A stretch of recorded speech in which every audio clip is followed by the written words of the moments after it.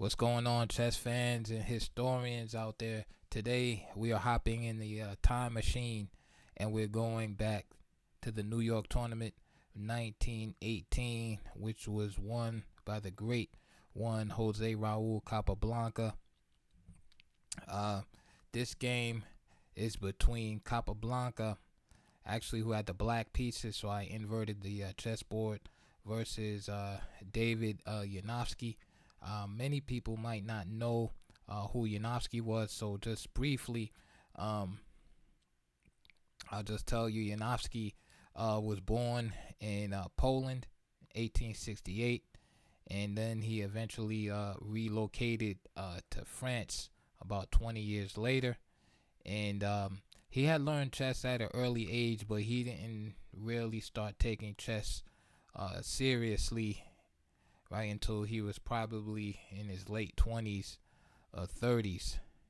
Um, he was known as a pretty aggressive player. After all, someone born in 1868, um, is probably learning from, games of Morphy and Steinitz and Anderson, right? The players from the Romantic era. So he's a very aggressive player with spotty results. He was one of those players. I guess who would you liken him to? Maybe more recent times. Maybe like a Morozevich type of player. Not as strong, but just spotty. So basically, when he was on, he could play real beautiful games and practically defeat anyone. And then he would just go on these bad streaks where he would lose terribly and lose to players who weren't uh, as good as he was. Um, Now he had the white pieces. Now Capablanca with the black pieces really needs no introduction. Cuban chess prodigy. Basically, like almost like reincarnation of Paul Morphy, except he kept playing chess. He never left the game, but just known as great natural talent. And I hate saying that sometimes because I do think that sometimes it diminishes, um, players like hard work. By just saying, oh, it sounds like they just had it given to them almost. But with Capablanca, I mean, what other description would you give him besides just a great natural talent? I would put Morphy in that category too. It just seems like the game just came effortless to him. You don't hear these anecdotes about Capablanca working really hard. On the contrary, you hear anecdotes about Capablanca moving very fast, right?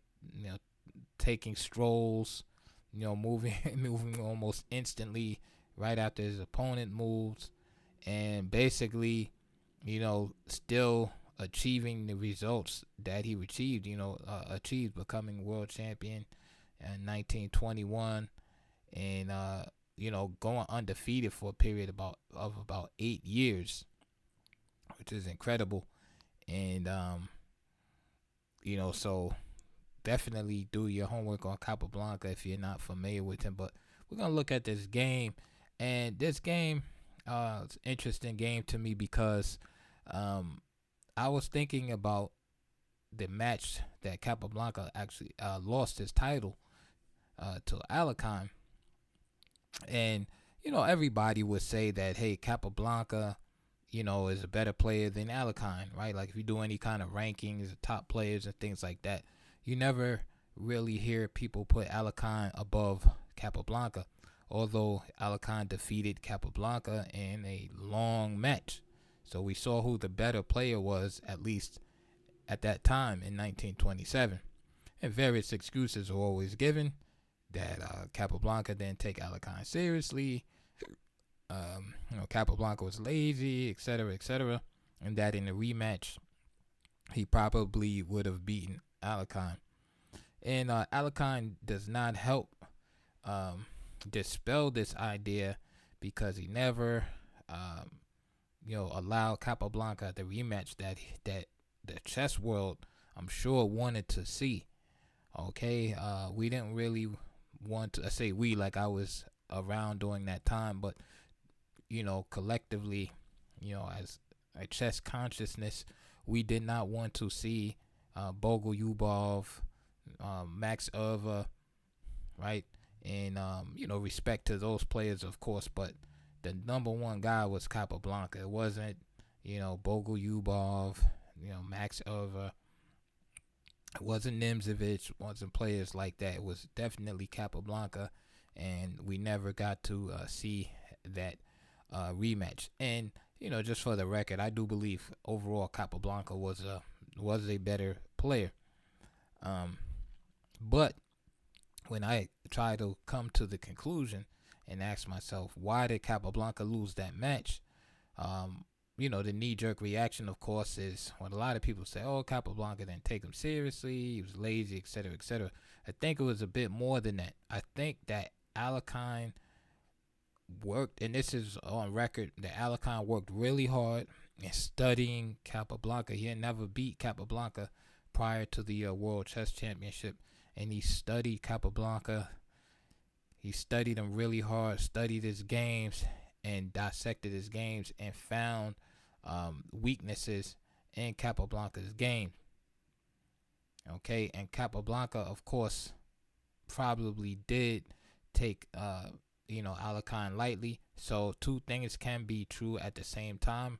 I think it was a combination of Alekhine working really, really hard, and Capablanca, bringing his nonchalant, almost casual approach to the game that actually cost him his title. But in this game, I'm going to bring up another point, which is more concrete and specific as to what I think actually cost him that match. So hopefully I can get it across, and hopefully you guys enjoy the game.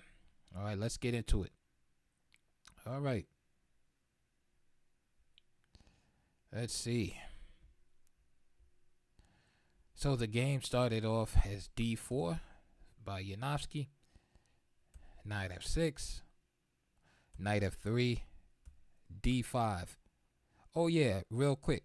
Please hit the like button and please consider subscribing. Thank you, and also support the channel using the links below. I would really appreciate that. Now, let's just briefly talk about the tournament. New York 1918. It was an 8-man tournament. Hopefully you can see the little result graphic on the I think it should be your left-hand side of the screen there. And we see Capablanca went undefeated. So we know that he did not lose this game. He just had 3 draws with 6 victories. There was another player that went undefeated, Borislav Kostic. But he had 6 draws. So he came in second. This is before Capablanca became world champion, but at this point Capablanca is at the height of his powers at this point. So let's continue. So D4, Knight F6, Knight F3, D5 from Capablanca, C4, E6. All right, some modern looking opening theory here, right? The Queen's Gambit decline, Bishop G5 in here. Capablanca decides to take it with D takes C4, E3, C5. All right, offering this exchange in the center. Of course, white doesn't want to take. Going to this early end game after queen takes D1 and king takes D1, bishop takes C5. Give white absolutely nothing. And so white just plays knight C3 instead. A6, right, with this latent idea of holding on to the C pawn with B4. B5. So A4 is played. Kappa decides to capture in the center. Plays C takes D4, E takes D4, and we have a classic isolated queen's pawn position. Now, even this move right here, just think about it. You see White's lead in development here. He already has 3 pieces out. White only has 1 piece. And now we see Black opening up the position. So, strategically, that's probably a no-no. But it's still playable. But we'll see what happens later. So C takes D4 was played. E takes D4. And don't worry, I will get to my Alicon point during the course of this game. And now we see why Black played C takes D4. He wants to put his bishop on B4.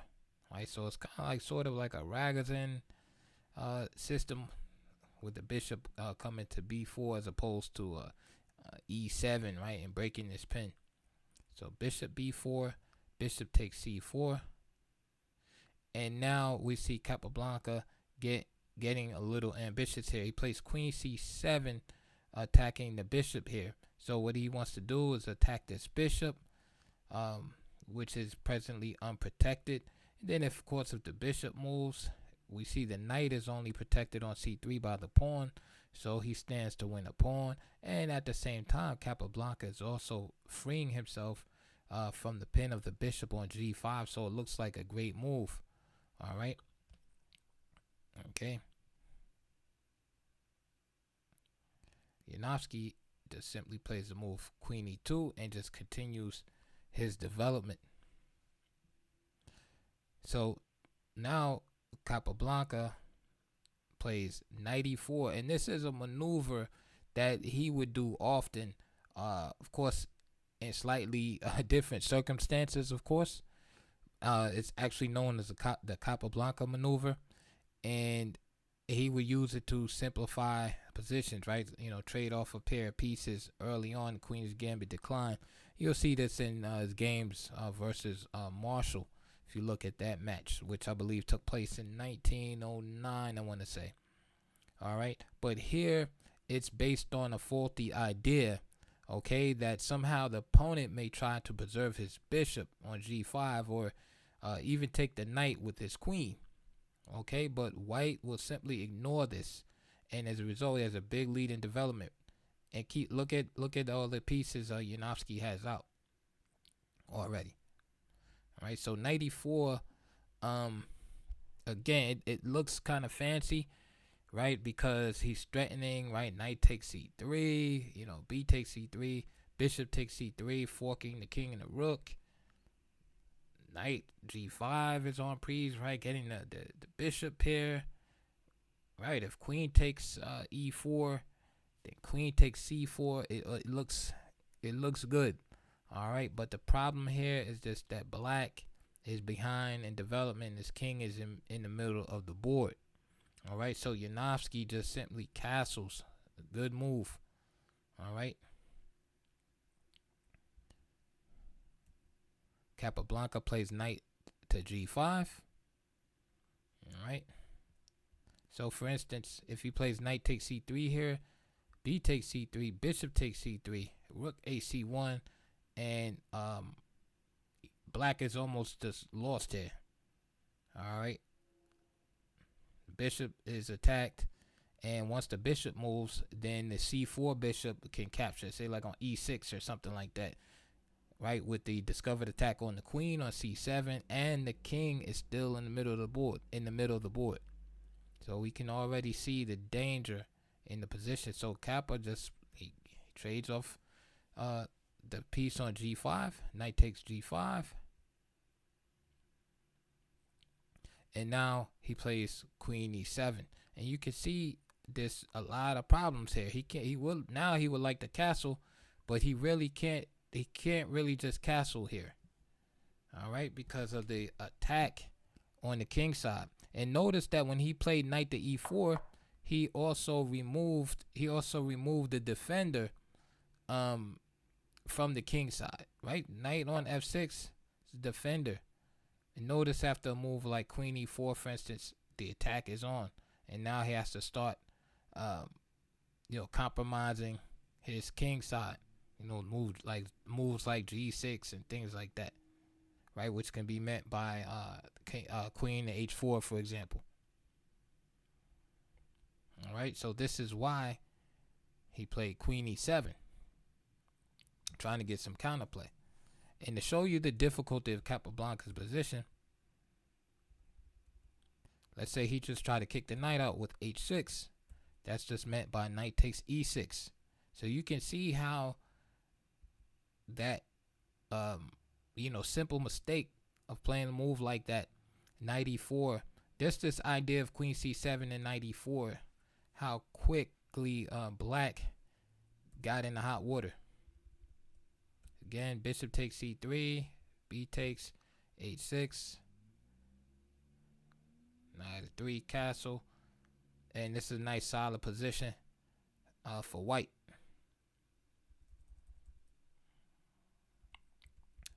Another idea, if Queen D8, right? Let's say he tried to attack D4, I'll highlight that, and G5 at the same time. White will have a surprise, and knight takes F7 here. King takes F7, D5, again opening up the position.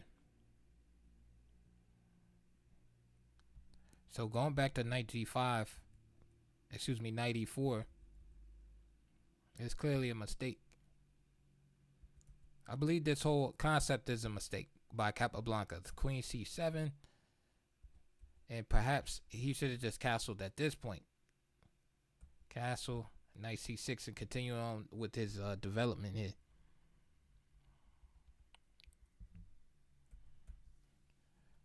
So Queen C7, Queen E2, knight E4, and Cap is in some hot water here. Castles, knight takes G5, knight takes G5, and we're at Queen E7 right now. So what does Janowski do? He is a good player. He plays Queen H5, again preventing castling. H6 is difficult, right? You can't play H6, right? So now what do you do? If knight C6, right, natural move, this bishop takes E6. Notice the pin on the F7 pawn. D5 is playable too. Bishop takes E6 is just stronger. Bishop takes E6. Knight takes E6. G6. If queen takes E6, then just rook E1. So G6 instead. Throw that check in there. Knight D7. I'm sorry. Just knight G7. And again, black is in all sorts of trouble. Starts getting hard to try to suggest, good moves at this point.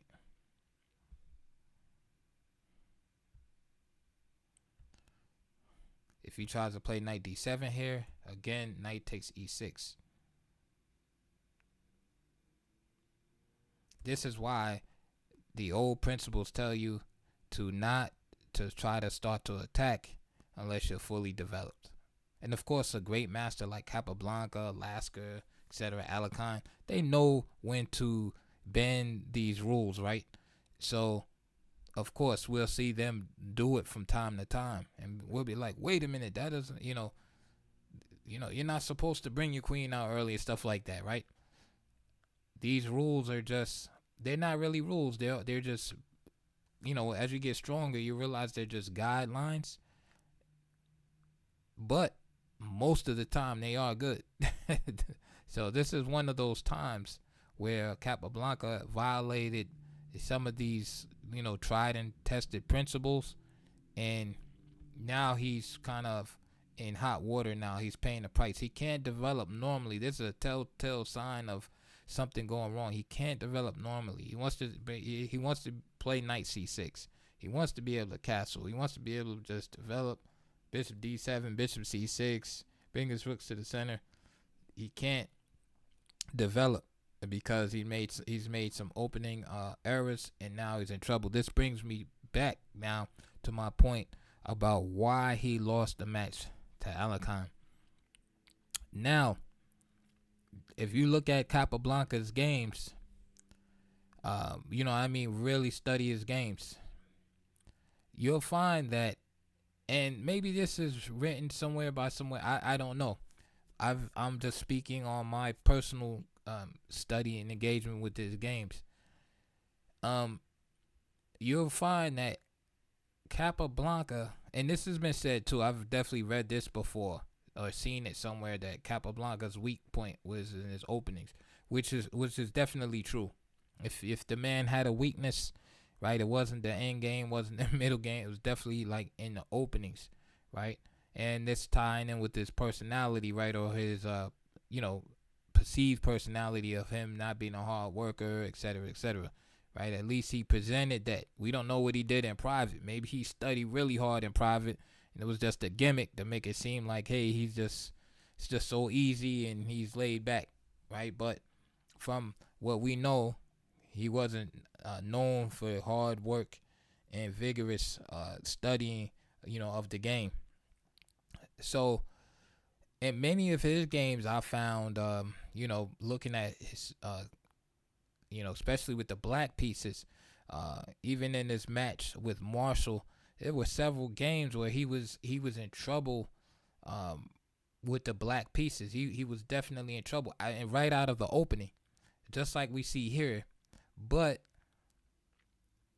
those players weren't able to put him away, right? They weren't able to land that knockout blow, and I'm sure we've all been there in our chess games where it's like we had like a big advantage, and it's kind of like we just can't find that precise move, and then eventually we kind of fumble the advantage away. Then it's equal game, it fizzles out to a draw, or even worse, we lose those games, and we're just thinking, head in hand, man, I had a one game, and how did I get from this position to that position in a short period of time, So I noticed in many of Capablanca's games, I'm not gonna say many, I don't want to over exaggerate, but quite a few where he was clearly worse in the opening, like this. Like he's in trouble here. He's clearly worse out of the opening. I'm not talking about a slight opening advantage and some theoretical nonsense. I'm talking about this. He can't develop properly, etc., etc. That if he makes one mistake, he can lose. All right. So I believe, and Alarcon also picked this up in his study. And I believe that the difference between Alarcon and say like Marshall, even here with Janowski, was that if you give Alarcon this type of position, he's able to maintain the initiative, maintain the advantage all the way throughout the game, right? Step by step by step, bring it to its natural conclusion, whether it's winning a pawn, winning a piece, all right, causing more weakness in the position of his opponent. Alarcon had the skill level and the technique to be able to take a position like this and convert it. Whereas these players, they were able to get the position, and then somehow Capablanca was able to always finagle, as if by magic, able to just start to gradually outplay his weaker opposition. But in 1927 against Alarcon, who had studied and worked so hard and brought himself to his maximum, level that he could get to in chess, once he got these type of positions, he took full advantage, and this is how I believe he was able to defeat the great Capablanca 6-3. It was just it was there in the games already, but until Alarcon, players were just not able to able to fully capitalize. Capablanca always found a way to gradually outplay the opponent. And I feel that Alakine was finally able to, say, look at a position like this and make sure that he did not relinquish the advantage. So that's my theory on why Capablanca lost the match to Alakine. So back to the game after Queen H5. Black plays G6. Right? We looked at these other alternatives. What else is he gonna do? So after G6, Queen H6, and now Queen F8. Of course, Capablanca wants to trade queens to try to diminish the attack. And now Queen H4. Now, I think Queen H3 is better. The reason why is because Black is able to, after this slight inaccuracy, Black is able to initiate this pin, and therefore he can at least trade off one piece. If the queen is hold on, let me get back to the position. After Queen F8, if Queen H3, just notice that I'll leave it there. Notice that on H3, this bishop on C8 is hanging. So, Black doesn't even have a move like, not that he would play it, but he can't even play E4, E5 rather, on account of that. But of course, he would not play that. Don't get me wrong. But I just wanted to show more of the positional dominance that Black had in the position. But primarily, there's no pin on this knight here. After Bishop Bishop E7, the knight is free to bounce around and continue to attack.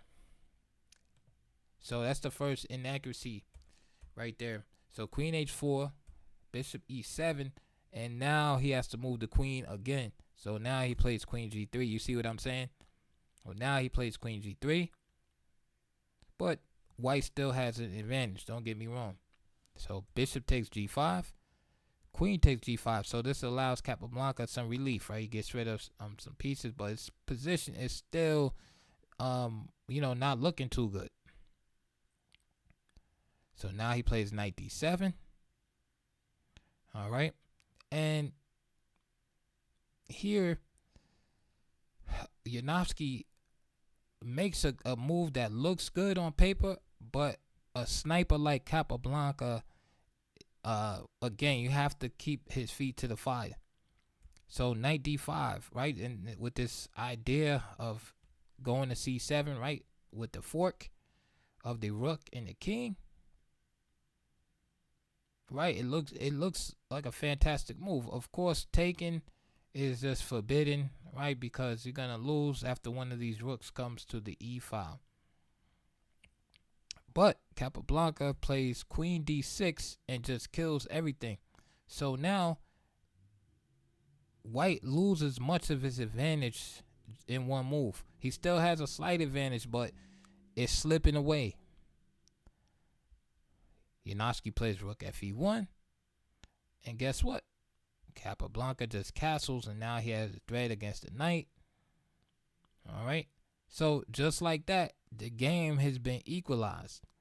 All right. But, according to my analysis, this shift in the game, all right, from him being much better to now is equal, is too much for Janowski to handle.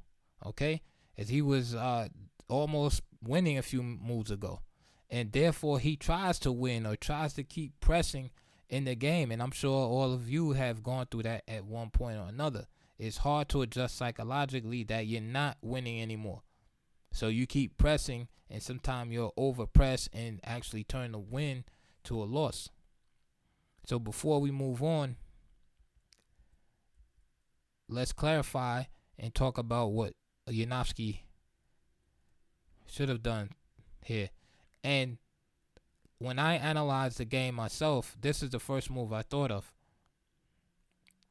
Is Rook E1, because the first thing I thought of is, well, let's get more pieces into the game. Like, he can't really do anything, so let's get more pieces into the game. I think Janowski might have been worried about Queen E7, which is nothing he really has to worry, which is nothing he really had to worry about. Because after Queen E7, you just play Queen H6, okay, and there's no, no great fear. Of course, let's say, for example, if Kappa, he wants to repeat or something, you don't have to, okay. That's the thing. It's not like you have to just keep playing back and forth. You could play something like Queen F4, for example. All right. Let's say he plays Queen E7 again, right? I'm just giving black some moves and with the idea of castling. We can already see how disastrous this will be. And now you can see how powerful a move like Knight D5 would be. With the rook, with that extra piece there in the file. So Rook A1 is a very strong move. And what Rook A1 does is it prevents the move F6. So say you want to, rush and play D5, which you can. Listen, D5 is a good move also. All these moves that I'm showing you now are better than the actual game continuation. So D5 is good also, but sometimes the threat is better than the execution. So for instance, here D5, it allows black a little breathing room here. So like say after E5, Rook Fe1, and now F6, Queen H4, and let's say Knight B6 for example, trying to trade off some more. Bishop D3. Let's get the king out of the center, right? Rook AC1, right? We want to bring that rook to the 7th rank. So king G7. A5, let's tickle this knight on B6. Back to D7. Notice how it's blocking in his bishop. Blocking in that bishop means rook on A8 is blocked in. Knight E4. Queen B4, D6. This is just a sample variation, by the way. Who cares about that pawn? Right, we're just optimizing the pieces, get ready for the attack at this point. Bishop C4 and Bishop E6. And of course, Rook. The C7 is coming soon. We just got to take care of this queen on B4. So white here has an excellent position, big advantage. Right? It's just that he has a little bit more defensive resources due to the move F6. But after Rook A1, Rook AE1, I'm sorry, Queen E7, Queen H6, and right, instead of repeating like I told you, I showed you what would happen. Knight F6, and now D5. And this is just disastrous for black, as you can see. Bishop D7, right? Trying to get out of the, out of the center. Knight E4. Knight takes E4. Rook takes E4. Castles, right? What else she gonna do? Queen F4, right? Again, Rook F to C1 is coming. G5.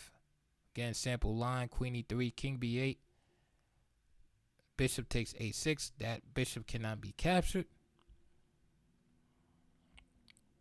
Bishop C8 and Bishop C4 again. Just showing the powerful initiative that Janowski had here. Another idea is Knight E4.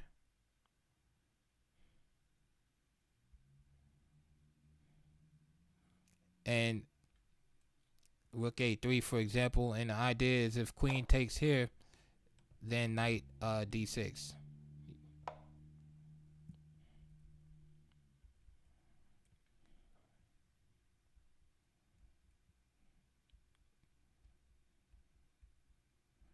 And again, just some sample lines to show you the powerful initiative that white had here. So instead of Um, those good moves. I already showed you D5, I think, but D5, E5, and F6, right? So instead of those powerful moves I just showed you, right? Rook A, E1, Knight E4, or D5. Unfortunately for Janowski, he went with Knight D5, right? Instead of inviting another piece to the party and missed this continuation right here. So after Queen D6 from Capablanca, Rook Fe1 and Castle, right? The game is just equal, just like that. And again, I posit that Alakhan in that World Championship did not miss those type of opportunities. If you give Alakhan that same position, that's one O in the bank. And then over the course of 34 games, I think it was 34 games or 33 games. Um, Capablanca, allowed him, those opportunities, more than once, and he was just able to capitalize on it, unlike, lesser players.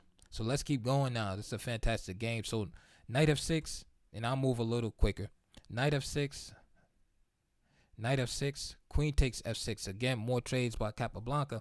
And you can see as the pieces are traded off, now White's pawn weaknesses are beginning to show. Now the isolated pawn isn't looking so menacing, right? Before, he had this threat of D5 and, breaking open the position, all of this stuff like that. Now, White's pawns are looking weak. D4, right? B2, right? A4 pawn, all right? All Black has to do now is find a way to get his C8 bishop in the game, okay? And subsequently his rook on A8. Therefore, he offers another trade, just simply Queen D8. Of course, Janowski does not want to trade. Another way of playing is Queen B4, attacking this queen. Right? Let's say Rook EC1, Bishop D7. Remember, I was saying you want to get the bishop into the game, right? It's obvious. Say H4. Idea with this move, again, this is a sample line right here. Idea with this move is play H4, H5, H6 with the mating net, right? There's no dark square bishop for Black, so White wants to put a pawn on H6 and mate on G7, or have Black capture on H5 with the pawn, opening the G file, and then basically put his rook on the third rank, one of the rooks, and transfer to the G file and mate the king. So in this line, again, we have Bishop C6, H5, Rook Fe8. This makes a way for the queen to come back and defend, of course, right? H6, Queen F8, Queen F4, Rook A D8, and Rook D1. And, this game is like up in the air, right? That H pawn is always going to be a menace.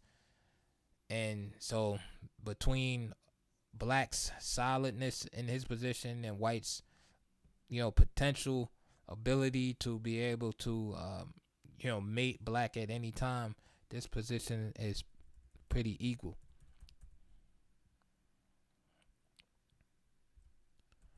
So Kappa, in my opinion, rightfully just offered a trade of queens. Another idea is if Bishop D7 right away, you still got to be careful, right? D5 can be played, and notice that the pawn cannot capture because the queen is hanging.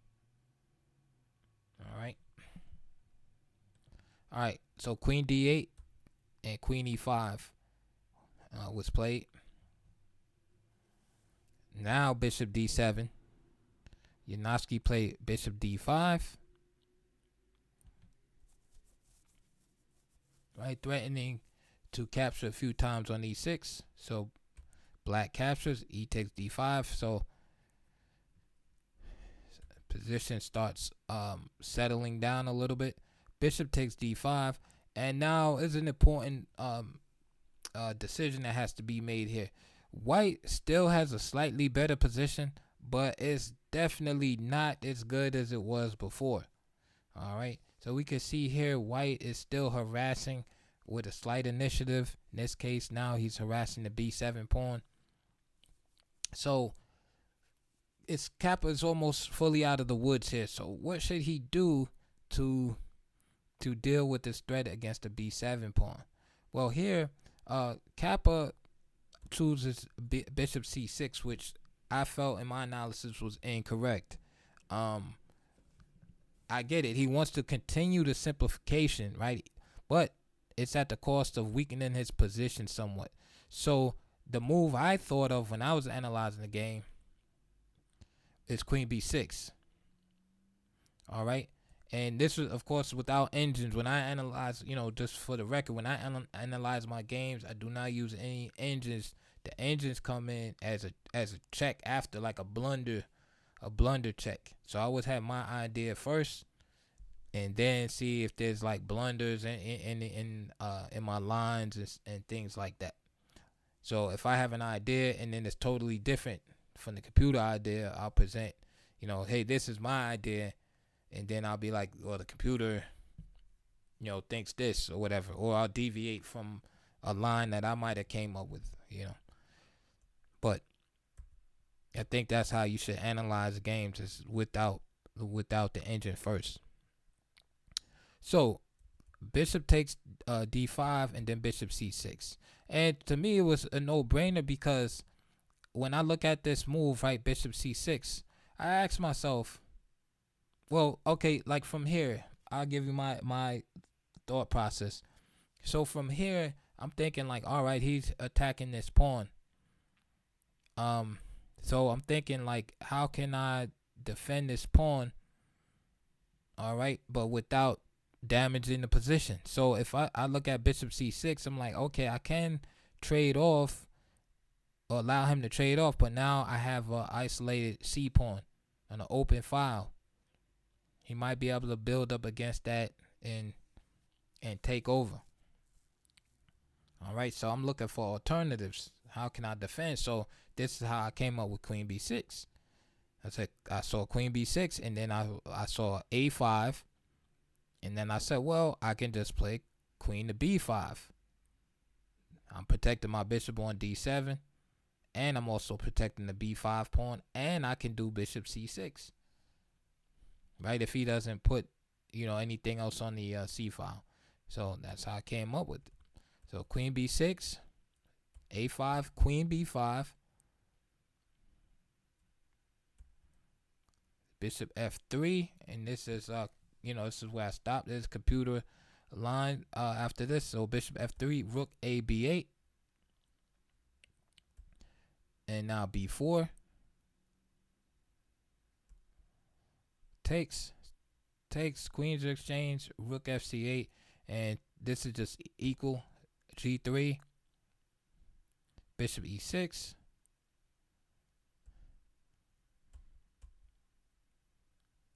bishops are traded off, protect the 7th rank.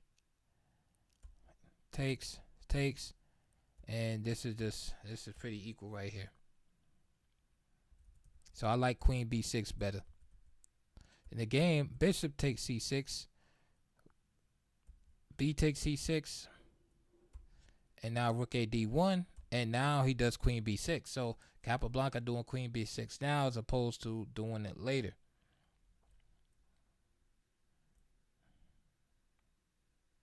Doing it before, I'm sorry. So h4, remember the idea h4 was the same as it was the first time. Is to either cause black to open up his G file by capturing on H5, or allow H5, H6, and then there's that constant threat of mate. Capablanca plays a good move here, and rook a b8. Right, and the idea, of course, is H5, which was played in the game. This queen takes b2. But Janowski had the idea of playing rook d4, which blocks the queen. So now what? And now he's still going to play h5, right? That's his idea. So Capablanca steps on the gas pedal and plays rook f e8. This forces the exchange here. And now you got the two rooks versus the queen scenario. King g7 and rook h4 and queen c1 check by Capablanca. King h2 and now queen h6 by Janowski. Interesting position here, and this prevents white from playing h6 check, from capturing on g6. It's kind of annoying because the rook is just hanging here. So Janowski plays f4 in order to prevent this move right here, g5. So f4, and now he captures. G takes h5, rook e5. So you have this double threat here. Queen d6, and now Janowski plays g3, which I did not understand fully at the time, but now I do understand. But still, rook, just this regular straightforward move is better. Rook, just rook e takes here, and you know, with the threat here,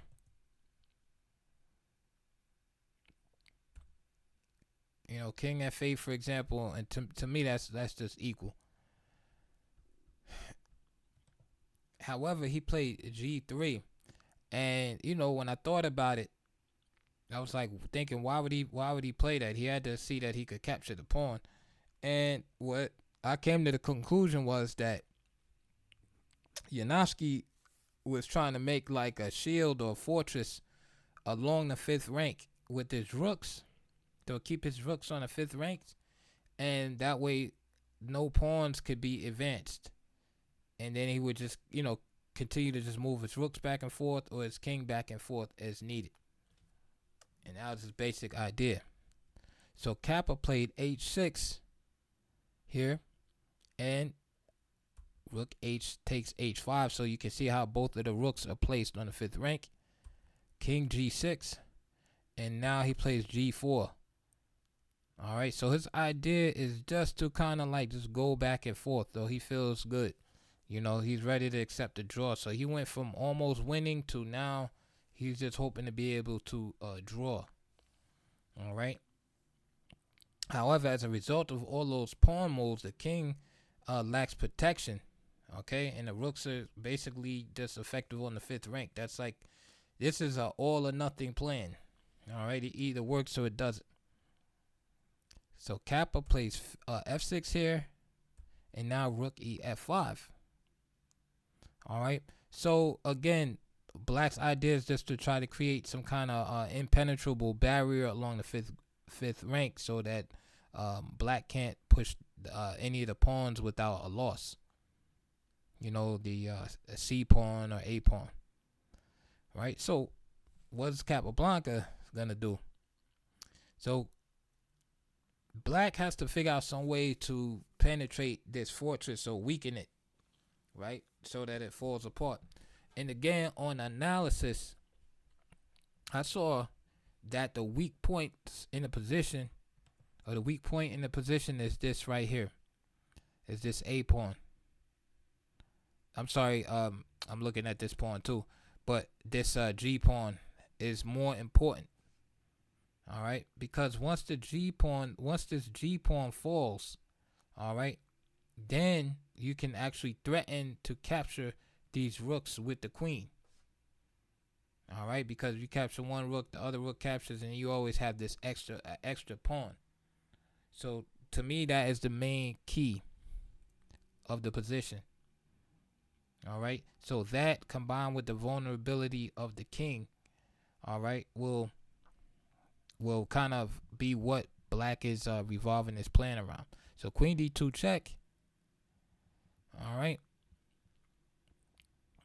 With this idea of winning the G pawn, that's Capablanca's idea. All right, and the thing is, he's gonna try to defend it with the king. The problem is, He made those pawn moves. Now the king is extremely vulnerable, and he won't really be able to defend this g4 pawn, okay, because of the mate threats.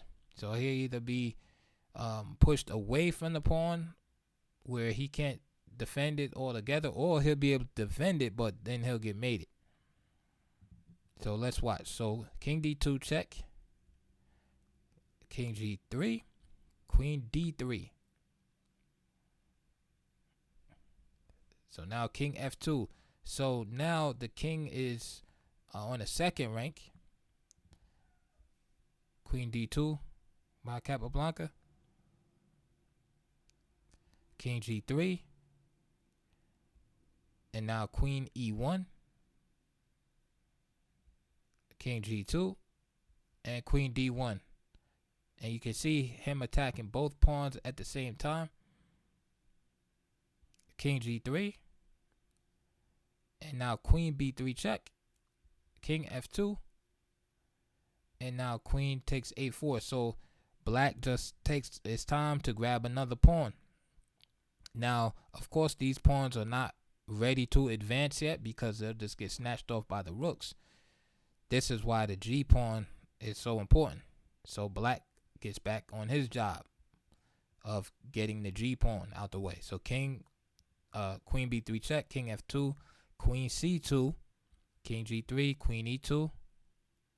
And what this does, this is a great move right here. What this move does is forces Janowski to break the coordination of the rooks now.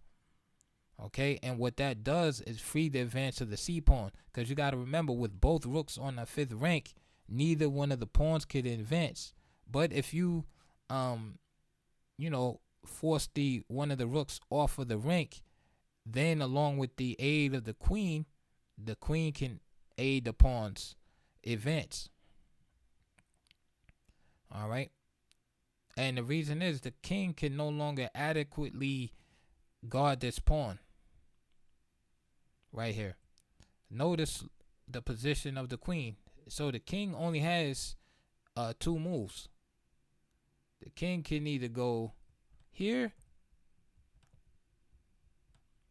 or there. And both moves are unsatisfactory. So for example, if queen h4, queen h2, and that's checkmate.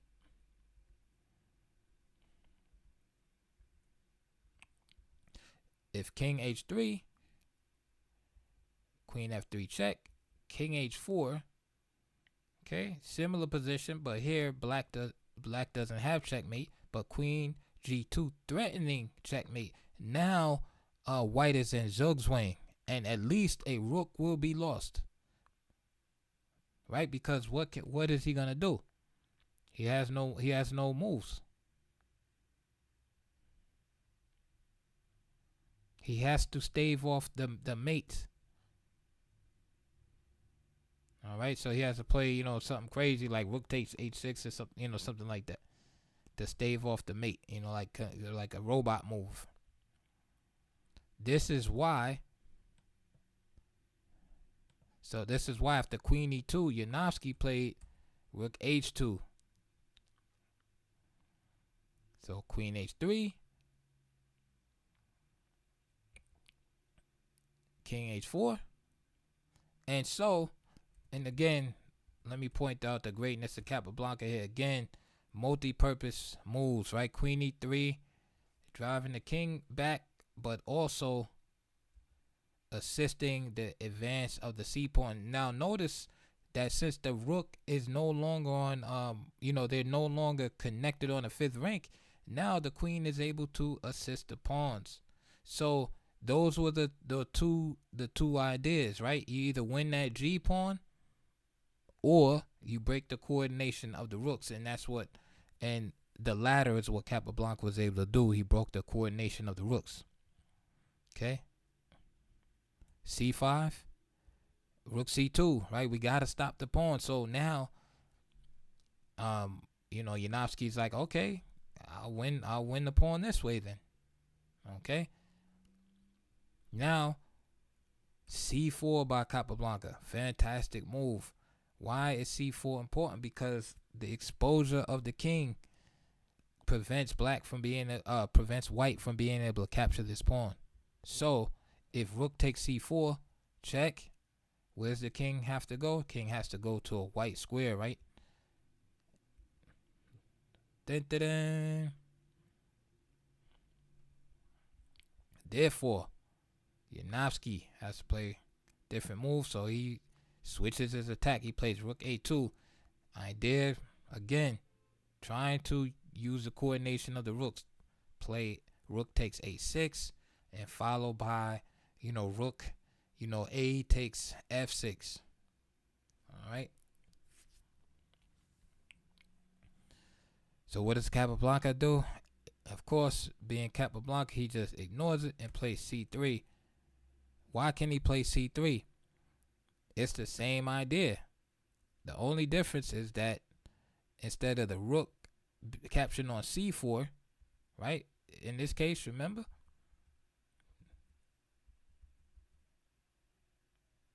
Now, all you got to do is in your mind's eye is take the same rook and put it here. This is why Capablanca is able to play c3. So let's go back. So c4, we know that the rook would be lost there. And c3, and we know that the rook will be lost if he takes. See, same scenario. So he just goes back g2, and now Capablanca plays queen e4. Notice multi-purpose move again, right? He's hitting the rook and threatening to advance the pawn. So rook g1.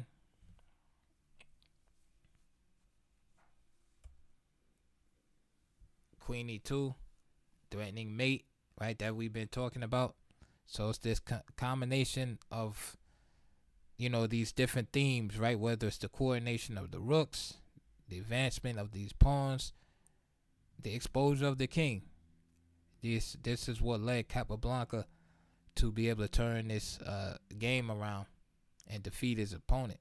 So after queen e2, Janowski played rook g3, attacking the pawn again. He plans to meet queen h2 with just simply rook h3. But Capablanca, staying true to the game, played the move c2. And at this point, it's over. There's no defense. Adequate defense, that is. For instance, if rook c5, guess what? We have another fork, right? Queen h2 check. Rook h3, and amazingly enough, there's our third threatened fork of the game. Janowski, being the great player that he is, he saw all of that after c2, and he resigned. So there's a little insight on the mind of Capablanca. If you have any questions, put it in the comments below, or questions or comments, put it in the comments below. Please hit that thumbs up at the very least. Also consider supporting the channel through any of those links below. There's always books, DVDs, and stuff like that. There also, but at the very least, please hit that thumbs up button. Get the algorithm going. And I hope you guys enjoyed that video, and also my explanation on why I believe Alexander Alekhine defeated Capablanca. All right. I'll see you guys on the next video.